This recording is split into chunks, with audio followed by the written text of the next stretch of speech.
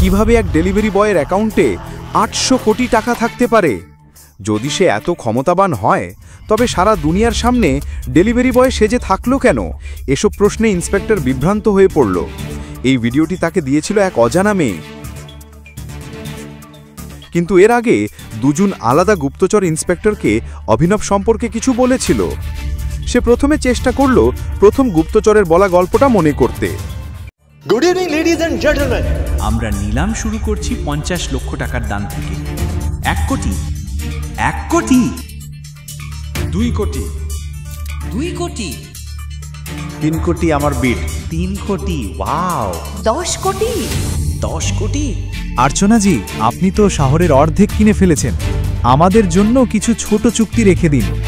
এই ব্যবসায়ীর কথা শুনে আর্চনার মুখে এক প্রাণঘাতী হাসি ফুটে উঠল। 50 কোটি! কিন্তু তারপর একটি আওয়াজ সেখানকার সবাইকে চমকে দিল।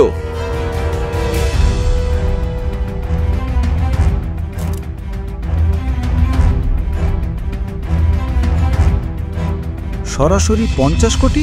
উনি কে? ওহ, উনি তো সেই ডেলিভারি বয় অভিনব। ওর কাছে 50 কোটি এলো কোথা থেকে? কোট প্যান্ট পরে এসেছে বলে কেউ চিনতে পারছে না। হ্যাঁ, ঠিকই তো, 2 দিন আগে আমার অফিসে লাঞ্চ ডেলিভারি দিতে এসেছিল। আমাদের কোনো সম্মান নেই নাকি? এমন একজন এলোমেলো মানুষ এত বড় নিলামে ঢুকলো কিভাবে? ওর কাছে 50 কোটি তো দূরের কথা, 50 টাকাও পর্যন্ত নেই।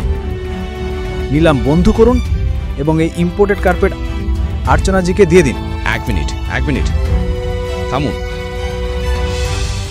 যদি এই ডেলিভারি বয়ের কাছে 50 কোটি না থাকে তবে আমি অর্চনাজির বিড চ্যালেঞ্জ করছি। 11 করোড়। আমি এই কার্পেটের জন্য 11 কোটি দিতে রাজি। 60 কোটি। আরে ডেলিভারি বয়, পাগল হয়েছ নাকি? 60 কোটি কোথা থেকে আনবে? এটা নিলাম শিশুদের খেলা নয়। এখানে যা বলবে সেটা দিতে হবে। মুহূর্তের মধ্যেই অভিনব একটি চেক বই বের করল এবং 60 কোটির একটি চেক সই করতে শুরু করল। মনে হচ্ছে এই ডেলিভারি বয় জেলে যাওয়ার ইচ্ছে পোষণ করছে। দেখুন কিভাবে আরামে চেক সই করছে। মিস্টার ম্যানেজার, আপনাকে অবশ্যই ওর ব্যাংক অ্যাকাউন্ট চেক করাতে হবে। সে যখন চেক লিখছিল সেখানে উপস্থিত প্রত্যেকেই তাকিয়েছিল এবং সম্পূর্ণ হতভম্ব ছিল। এমনকি ব্যাংক ম্যানেজারও বিশ্বাস করতে পারছিল না কেন এই ডেলিভারি বয় অভিনব 3 কোটির জিনিস 60 কোটিতে কিনছে। আর সত্যি কি ওর অ্যাকাউন্টে 60 কোটি আছে কি না? 1 মিনিট। ম্যানেজার সঙ্গে সঙ্গে তার টিমকে ডাকলেন এবং চেকটি যাচাই করতে বললেন। কিন্তু যখন তার অভিনবের ব্যাংক অ্যাকাউন্টের মোট ব্যালেন্স শুনল 800 কোটি, তখন সবার মাথা ঘুরে গেল। গ্রুপের নাম কি? BR group. এই নিলাম এখানেই শেষ এবং 60 কোটির এই অমূল্য কার্পেট মিস্টার অভিনবের কাছে যাচ্ছে। মাইকে ম্যানেজার এই ঘোষণা করতেই সেখানে বসে থাকা সবাই চমকে গেল।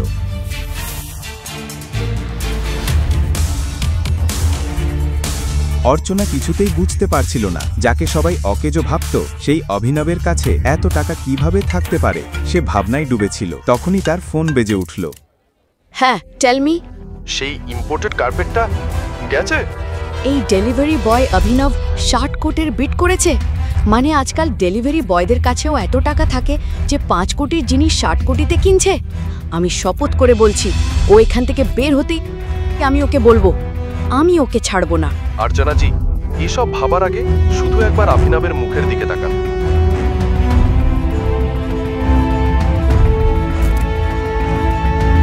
আর্চনা নার্ভাস হয়ে মঞ্চের দিকে হাঁটতে লাগলো, আর তার চোখ পড়তেই অভিনবের বাঁ হাতে থাকা আংটির ওপর সে পুরো হতবাক হয়ে গেল।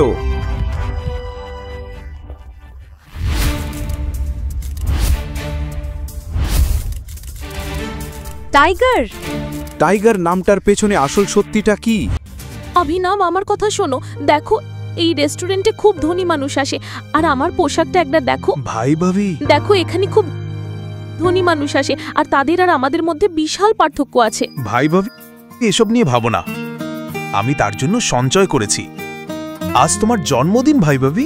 ঠিক তাই, তুমি দিনরাত ডেলিভারি দিয়ে টাকা জমিয়েছো। আমি তোমাকে একদিনই সেই সব টাকা নষ্ট করতে দেব না। এসব ছেড়ে দাও, শুধু আমার সঙ্গে চলো।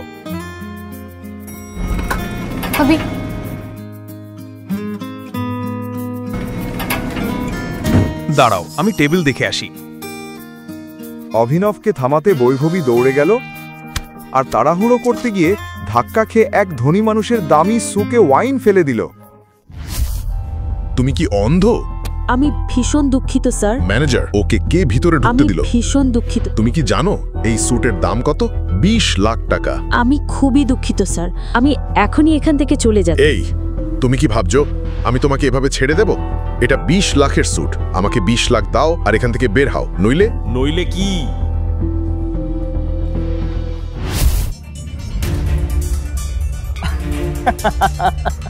ম্যানেজার, এখানে কি চলছে? এই রেস্টুরেন্টে কোনো স্ট্যান্ডার্ড নেই। এখনই আমার গার্লফ্রেন্ডের কাছে ক্ষমা চান। কি বললেন? আমি ওর কাছে ক্ষমা চাইবো? মজার কথা। তুমি কি জানো আমি কে? ধনী লোক আর অভিনবের ঝগড়া দেখে ভাবি ভীষণ ভয় পেয়ে গেল। হঠাৎ তার মনে পড়ল, এই লোক তো সেই ব্যক্তি নয় কি, মিস্টার সিংহানিয়ার একমাত্র ছেলে, সিংহানিয়া ইন্ডাস্ট্রিজের মালিক, যাকে সে 2 সপ্তাহ আগে দেখেছিল। অভিনব, চল এই লোকটার কাছে ক্ষমা চেয়ে বেরিয়ে যাই। উনি সিংহানিয়া ইন্ডাস্ট্রিজের। শান্ত হও, এখনই আমার গার্লফ্রেন্ডের কাছে ক্ষমা চান, নইলে জীবনের বাকি সময় এই দিনটার জন্য অনুতাপ করবেন। মনে হচ্ছে তুমি আমার কথা শোনোনি। আমি এই শহরের সবচেয়ে বড় হিরে ব্যবসায়ী, সবচেয়ে ধনী মানুষ, মন্ত্রী সবাই আমার পকেটে। আমি আঙুল তুললেই তোমার নাম মুছে যাবে। আর আমি আঙুল তুললেই তোমার ব্যবসার নাম মুছে যাবে।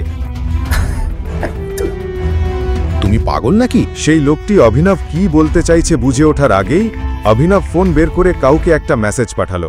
মুহূর্তের মধ্যেই সেই ধনী লোকের ফোন বেজে উঠল। থাক। হ্যাঁ বাবা। ছেলে, আমরা শেষ হয়ে গেছি। আমাদের কোম্পানির শেয়ারের দাম পড়ে গেছে আর আমরা কোটি কোটি টাকা হারিয়েছি। 1 মিনিট বাবা, এটা কিভাবে সম্ভব? কেউ আমাদের ধ্বংস করার চেষ্টা করছে। তুমি কি কোনো ক্ষমতাবান মানুষকে রাগিয়েছো? যদি করে থাকো, এক্ষুনি তার কাছে গিয়ে ক্ষমা চাও। কে এই অভিনব এবং তার আসল পরিচয় কি? কিভাবে সে কয়েক মিনিটে কোটি টাকার সাম্রাজ্য ভেঙে ফেলল? কেউ উত্তর খুঁজে পাওয়া লাগেই অভি সেখানকে বেরিয়ে গিয়েছিল এবং এটি ছিল অভিকে নিয়ে এক গুপ্তচরের বলা গল্পগুলোর মধ্যে মাত্র একটি, যা সে পুলিশ ইন্সপেক্টরকে বলেছিল। কিন্তু ইন্সপেক্টর কিছুই বুঝতে পারল না, কারণ একদিন আগে অন্য গুপ্তচর সম্পূর্ণ ভিন্ন গল্প বলেছিল। আর সেই গল্পই বৈভবী গরিব মেয়ে নয়, বরং ধনী, যে সবসময় অভিকে অপমান করত। এই স্ক্র্যাপ ডিলারকে আমার সঙ্গে জড়িও না, আর আমার বয়ফ্রেন্ড নিয়ে ভুলে যাও। শুনলে তো, এখান থেকে বেরিয়ে যাও। বৈভবী তোমাকে বের করে দিয়েছে, আর আজকের পর ওর কাছে আসার স্বপ্নেও দেখো না। বৈভবী, আমার কথা শোনো। আমরা একসঙ্গে বাড়ি নেব ভেবেছিলাম। কুড়ে ঘরকে বাড়ি বলা হয় না অভিনব। এখান থেকে বেরিয়ে যাও।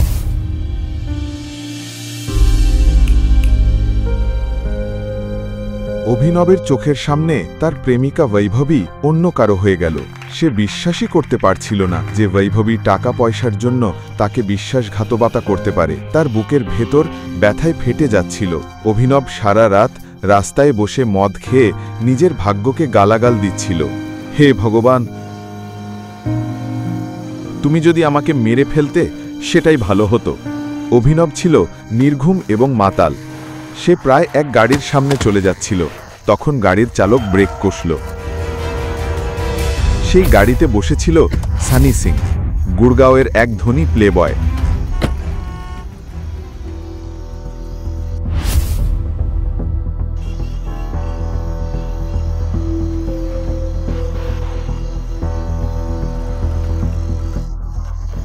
নেশায় ডুবে থাকা সানি অভিনবকে দেখে বলল, পারফেক্ট, একদম পারফেক্ট। ওকে তুলে গাড়ির ট্রাঙ্কে ঢুকিয়ে দাও। কিন্তু বস, এই লোকটা যা বলেছি তাই করো। সানির পরিকল্পনা কি ছিল? যখন অভিনব পরের দিন সকালে জেগে উঠল, তখন অবাক হয়ে দেখল তার পাশে এক সুন্দরী মেয়ে দাঁড়িয়ে আছে। কিন্তু কিছু বোঝার আগেই সে হতভম্ব হয়ে দেখল দুজন লোক বন্দুক হাতে দাঁড়িয়ে আছে। তোমরা কারা? আর আমি এখানে কিভাবে এলাম? সানির বোন অনন্যা নিজের চোখকে বিশ্বাস করতে পারছিল না। সে কারু সঙ্গে রাত কাটিয়েছে। অনন্যা, এই মাতালটা কে? দাদু, আমি কিছু করিনি, আমাকে বিশ্বাস করুন। আমি ওকে চিনি না, জানিই না ও এখানে কিভাবে এলো। অনন্যা, তুমি এই বাড়ির নিয়ম খুব ভালো জানো, তাই না? আজ থেকে এই ছেলেটাই আমাদের জামাই। দাদু, আই এম সরি। যথেষ্ট হয়েছে। তুমি যদি কোনো নিয়ম ভাঙো, যে কোম্পানিটি তোমার নামে হতে চলেছিল তা সানির নামে হবে। ব্যাস, প্রস্তুত হও ওকে কোর্টে নিয়ে যাওয়ার জন্য।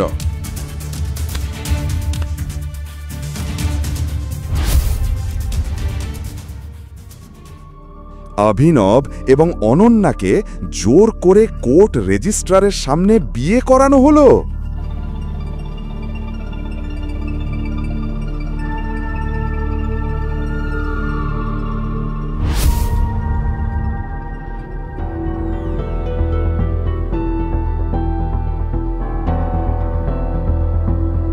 বিয়ে হবার সঙ্গে সঙ্গেই গ্র্যান্ডপা অভিনবকে আকরামের পার্টিতে পাঠালেন, যেখানে অনিচ্ছা সত্ত্বেও অভিনবের মুখোমুখি হল তার প্রাক্তন প্রেমিকা বৈভবী। আরে তুমি তো বোধহয় এখানে ফুলের তোড়া ডেলিভারি দিতে এসেছো, তাই না? তোমাকে এই বিলাসবহুল পার্টিতে দেখে আমার বমি পাচ্ছে। বৈভবী আর কিছু বলার আগেই অভিনব তার স্ত্রী অনন্যার কণ্ঠস্বর পিছন থেকে শুনল। বেবি।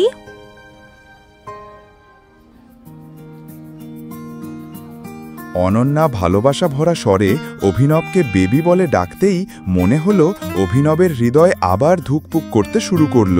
তুমি কোথায় ছিলে? দাদু তোমাকে ডাকছিলেন, চলো। সে অনন্যার প্রতি আকৃষ্ট হতে শুরু করেছিল। বেশি খুশি হওয়ার দরকার নেই। আমার বিনিয়োগকারীরা এই পার্টিতে আছে আর তারা জানে আমরা বিয়ে করেছি।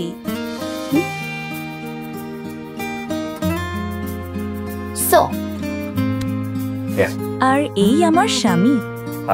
হাত মেলানোর জন্য অভিনব হাত বাড়াতেই বিনিয়োগকারীর চোখ পড়ল তার আঙ্গুলে থাকা একটি আংটির ওপর, যেখানে টি অক্ষর খোদাই করা ছিল।